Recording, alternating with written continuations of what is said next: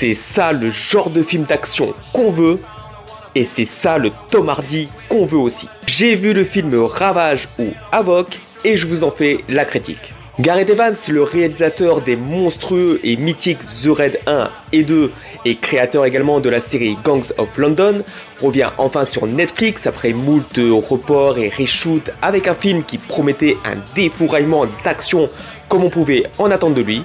Tom Hardy et sa gueule implacable sur l'affiche. Est-ce qu'on s'est pris la volée de tatane dans la tronche tant espérée? J'ai surkiffé le film, mais il faut admettre qu'il y a des défauts qui peuvent décevoir, c'est pas son meilleur. Mais oui, Gareth Evans nous donne le cartonnage qu'on est venu chercher, et qu'est-ce que c'est bon. Car oui, il y a des choses qui soit on les accepte et on peut apprécier le film, soit on les rejette et on peut trouver que c'est un énième film mal branlé de chez Netflix. A commencer par certaines courses-poursuites complètement folles en pleine nuit, mais qui ont l'air d'être faites soit entièrement, soit aux 3/4 en CGI, mais cependant je trouve que ça donne une imagerie un peu BD, voire cinématique de jeux vidéo très sympa, dans une ambiance poisseuse et noire. Je ne sais pas si c'était voulu, mais j'ai adhéré à la proposition.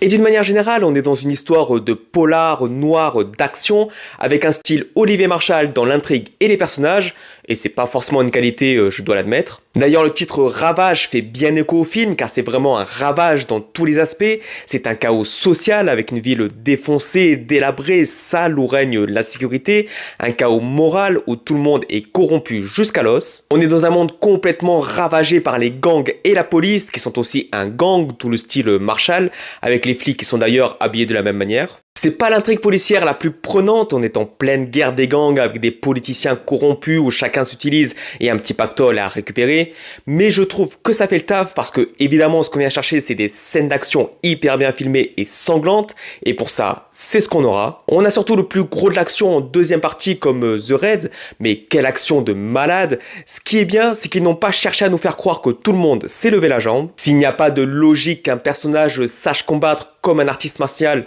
on ne lui fait pas faire. On est du coup plus dans des bagarres chorégraphiées que dans des combats d'arts martiaux chorégraphiés, mais les acteurs assurent grave, tout est fluide, percutant, impactant, rageux, l'espace des lieux d'action est pleinement utilisé, les gunfights sont fous, ça tire plus de fois que ça appuie sur la gâchette, et c'est toujours filmé avec maestria par Gareth Evans, qui étudie vraiment ses mouvements de caméra selon les combats. Caméra à l'épaule, plan séquence, il sait quand des acteurs rentrent et sortent du champ, il les suit, il les quitte, il en suit d'autres, il accompagne les mouvements, le tout avec une furie invraisemblable, et toujours avec son kiff des armes blanches qui procurent des scènes viscérales à l'écran.